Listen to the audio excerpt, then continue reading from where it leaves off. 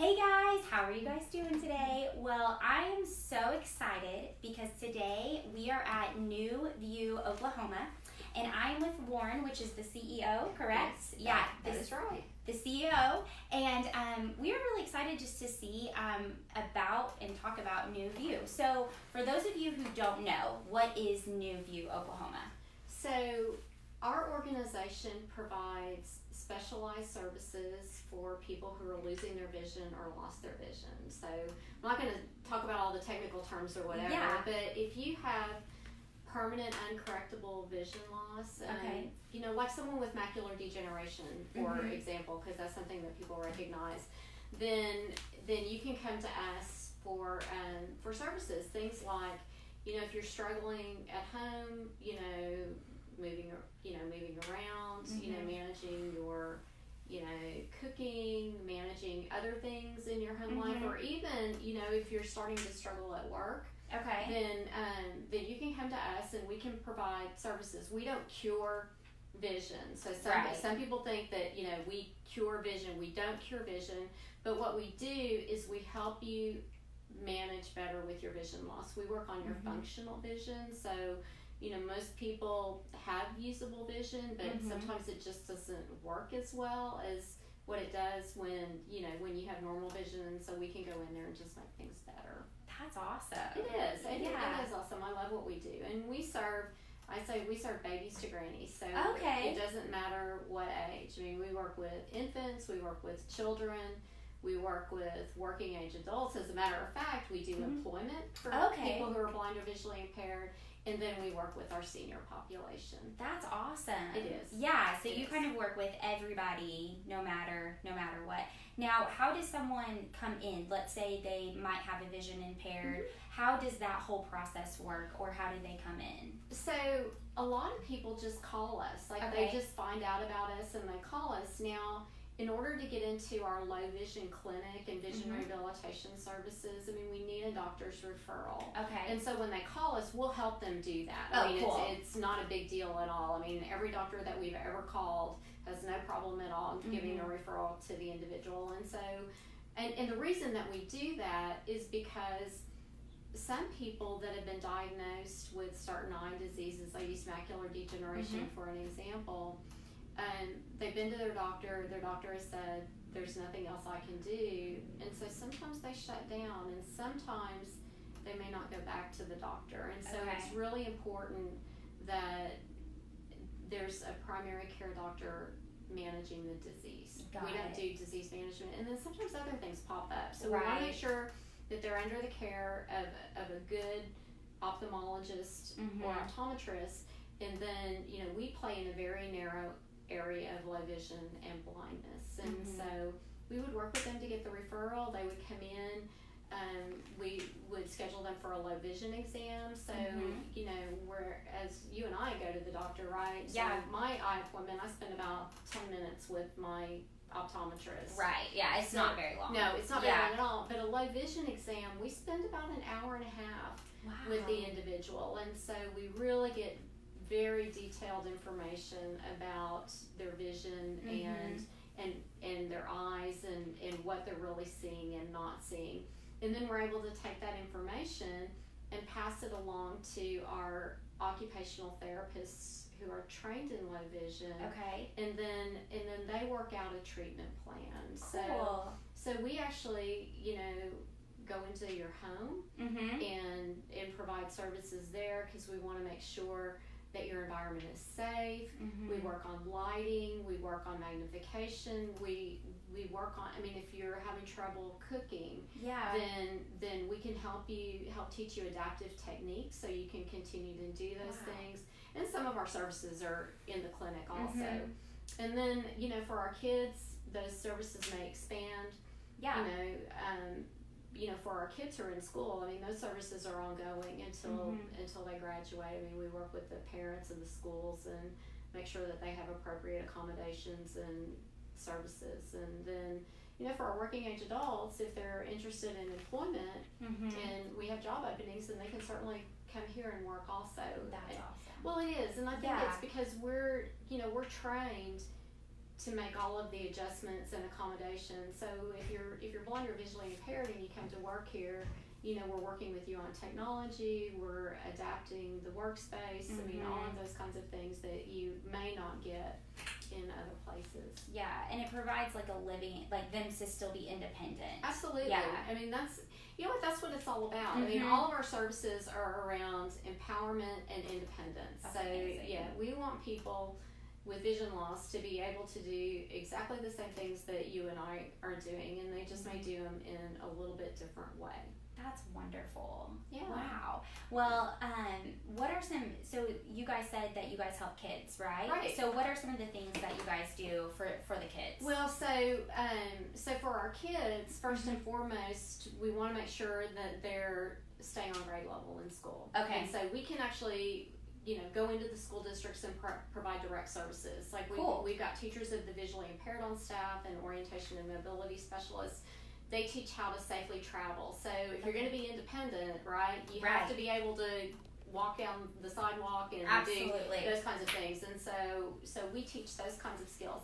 But we also do really fun stuff with the kids too. I mean, our summers now are pretty much taken up with camps. And cool. No, they are. So we have the camp for our younger kids, our 8 to 14-year-olds. And so that's a really fun camp. And the goal of that is to really, you know, let's get the kids away from their parents and, you know, and get them, you know, in an environment where they can do things that maybe they didn't think they could do. Right? Yeah. And so it starts building self-confidence, it builds relationships, and at the same time, we're all having fun and doing crazy things, and that's a week long. So we actually, it's an overnight camp. So cool. So it's just like kids going to a camp. Exactly. Yeah. So this year we went down to Camp Classen. Okay. The YMCA camp down there, and it was great. And then for our older teenagers, our 15 to 18-year-olds, we have an adaptive water skiing camp and water sports. Cool. And so, you know, we take them out to Lake Tinkeller and we teach them how to water ski. That's really cool. And that, I mean, talk about building self-confidence, right? Absolutely. And with that group, we also work on independent living skills and stuff. So they have to do their own meal prep. We may work on medication management. We may work on other things, but at the same time, we're really having a ball. And then our third camp, which I really, really love, is our transition camp, and that's really for our older teenagers and young adults. Okay.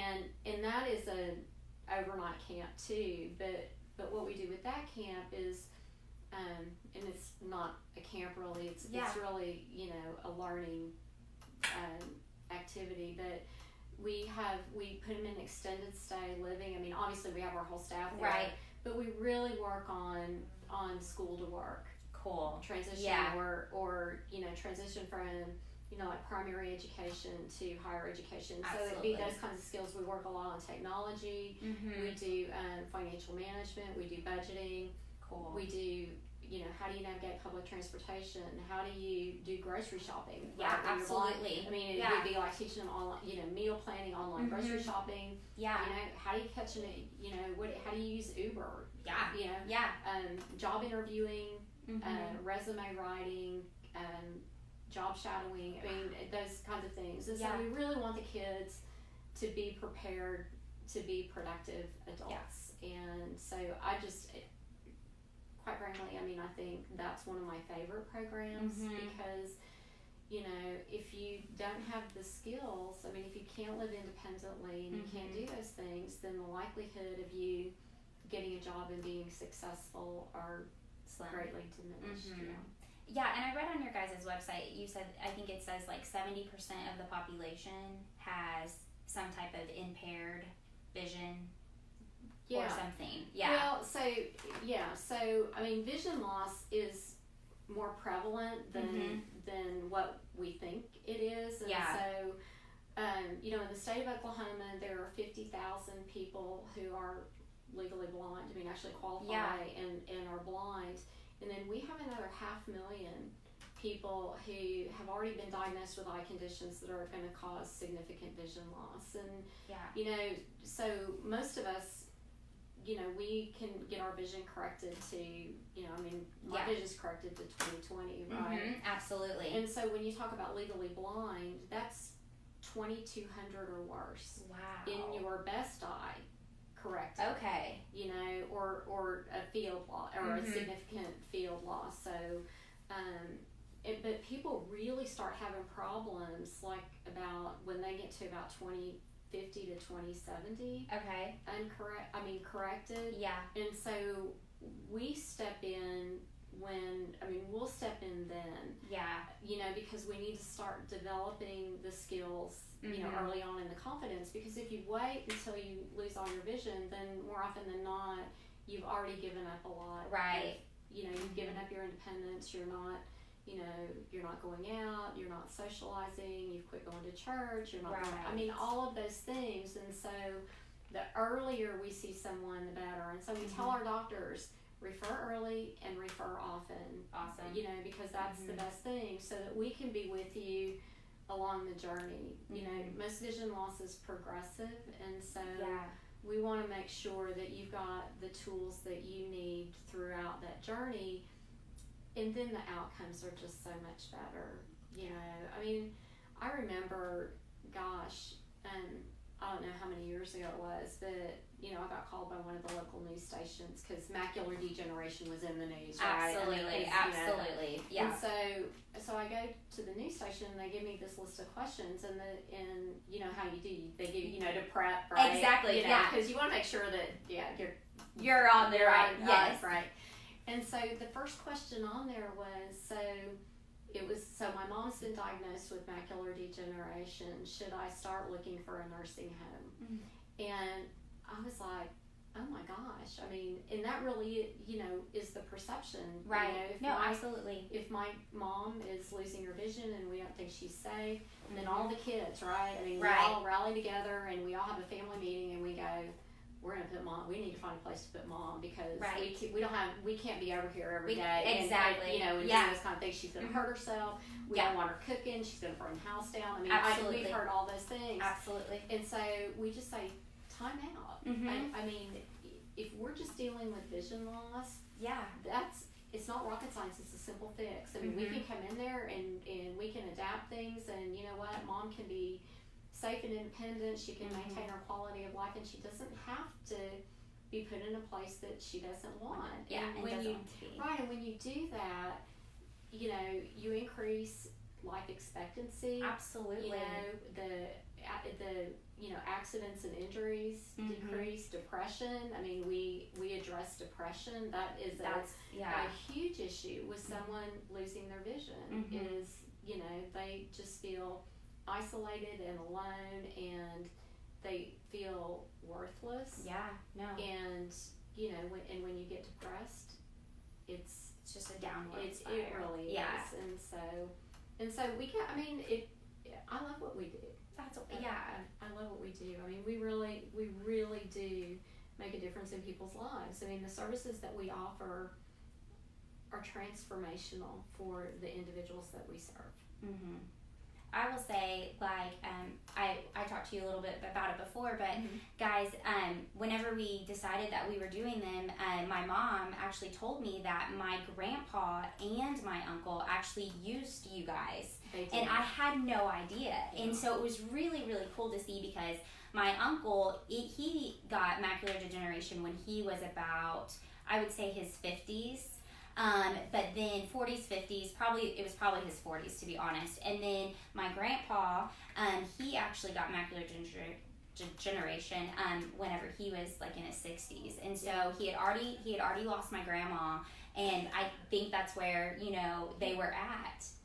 Was at the point of, where do you put him? He can't drive anymore. Right. And now he's by himself. So what are we gonna do? And I will say, it was amazing, because he would call me and he'd be like, Bethany, I'm headed to work today. And it was so wonderful to see what confidence built, and he lived all the way into his late 80s. Well, and he worked for us until he was in his 80s. And so, as a matter of fact, when we were talking, I dug out, so Bethany's granddad is a musician or Mm-hmm. was a musician, and so he played instruments and he sang, and so gosh, I don't know how many years ago he gave me the CD, but it wasn't that many. It wasn't that long ago. Mm-mm. And so this is Vernon Parnham's CD, Stars on the Water, and this is Bethany's grandfather. Yeah. And I told Bethany I just adored him. I mean, I loved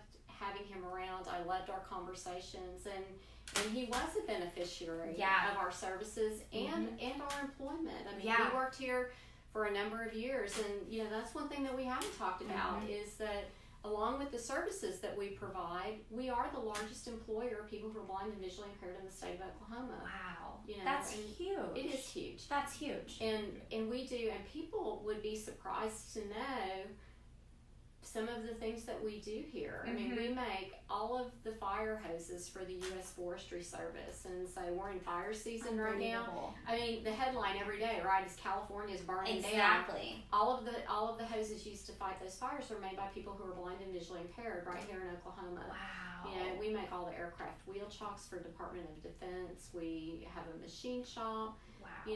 We do switchboard operations and mailroom services, and we do all the training for that. As a matter of fact, we have job openings right now. So if there's anybody out there who's, blind or visually impaired, I think we've got about 10 job openings. That's so wonderful. And we have a crazy amount of business right now. Well, and these people normally would be depressed, unemployed, just completely have nowhere to go. Yeah, but you guys have created that opportunity that they can still have a life. They can still work, because you don't realize how. I mean, I know we all complain that we have to go to work, but it's nice. Well, I don't. Yeah, no, we don't either.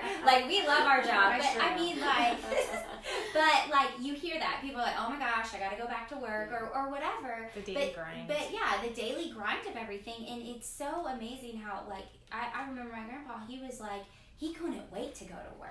He was so excited to go to work, and it was that confidence that, you guys had built and instilled in them that it's okay if you can't see. It's no big deal. Exactly. You can still make a difference, and you can still do something. Well, the other thing is so, we're the largest employer, but the reality of it is that most people who are blind or visually impaired are unemployed. And so one of the things that we want to do is, we've been working to change that through our services, but we like to work with companies. I mean, if they're open to employing or even talking about employing someone who's blind or visually impaired, we would love to help them do that. I mean, we've had a lot of success. We can help with the training, we can help with the accommodations, and so it's the right thing to do, and you get a fabulous employee in the process. The other thing is that I can guarantee you that there are people watching this that have someone in their workplace who has a visual impairment and is struggling with it and is afraid to disclose it. And so the more we can get the information out and say, you know what, you're not going to lose your job. Right, you're not going to lose it. Right, yeah. You just need to do things differently, but don't let it get to the point that you do lose your job. I mean, exactly. I mean, people need to feel comfortable, and employers need to feel comfortable that the people will be able to do their jobs too. And Absolutely. so, I mean, there really is a fear about disclosing issues with your vision. I mean, we run into that all the time. Absolutely. Yeah. So how can, other people that are watching, how can we help support you guys? What is some of the best ways if someone's watching and they're like, oh my gosh, I love what they do? Is there volunteer opportunities? There are. There are volunteer opportunities. Okay. I mean, we have programs. We have arts programs. We have a rowing program. Oh, cool. Our summer programs. I mean, there are always opportunities to come in and volunteer. As a matter of fact, I'm really excited because we are currently under construction on our new vision rehabilitation facility, and it's going to be knock on wood. Yes. You know how construction is, right? We understand. So we're scheduled to finish construction on that at the end of the year. Cool. in December, and so we're going to be able to do so much more programming in community outreach in there, and so there's going to be much more opportunity for volunteers. But the other thing is you know, at the end of the day, we're a nonprofit agency, and so the services that we provide, you know, it's expensive. Absolutely. To provide those services, and so, you know, financial support is always absolutely welcomed, but, you know, but not blindly. I mean, I'm not right. I yeah, mean, absolutely. But you know what? For people to come down and learn what we do, honestly, I think the best thing to do for our organization is just to make sure that people know about it. Absolutely. You know, and when you know someone that needs our services, to refer them over here. You know, because the last thing that we want is for people to be struggling. Yeah. Because you really, and you know firsthand, right? Absolutely, I know firsthand. You know, that there are, I mean, there's equipment, there are tools, there's training, and there's no reason that someone has to succumb to vision loss. I remember with my grandpa, he had he loved to read the paper, but he couldn't read the paper. Right. And so you guys were able to provide he was able to get this magnifying thing. Yeah, it's an electronic video magnifier. There you go. A CCTV. Okay. And so, yeah. And so for someone with macular degeneration, like, we can train them with the diagnosis that we have to look around that. It's called eccentric viewing, but so macular degeneration, you lose your central vision, so that's why you can't read, that you wouldn't be able to see your face. Exactly. But with specialized training, if we know where they may have some places less dense tissue, I mean, if you can get light in there and then you work with magnification, they can look around that, retrain their brain so that they can do things like read their paper. And they're probably not going to sit down and read a 700-page novel. No. But to look at your bills, to read your paper, to do those kinds of things. I've had people tell me, you know, one of the best things is that it just, the feeling that they don't have to be dependent and that they can maintain their privacy. So absolutely. So I don't want people looking at my bills, right? I mean, even though you just exactly. I don't want people looking at my bank account or having to write my checks for me and things like that. And so with the tools and the training, then they get all of that back. I mean, then they own that themselves, and they don't have to, you know, full disclosure. I mean, it's just, I mean, you just feel so exposed, right? You do, you do. When you have to show people stuff like that. I mean, anyway, I just think that, like I said, the stuff that we do is just really important and really about empowerment and quality of life. Yeah. No, it's wonderful. Well, thank you so much for thank having you. us. Thank you. Yes. I appreciate it. And I'm gonna listen to my CD. I mean, that's so wonderful. Yeah. And guys, check them out. Go to their website, NewView Oklahoma, or NewView Oklahoma. Yes. And for a new you. For a new you. There we go. We got a new slogan already. Yes.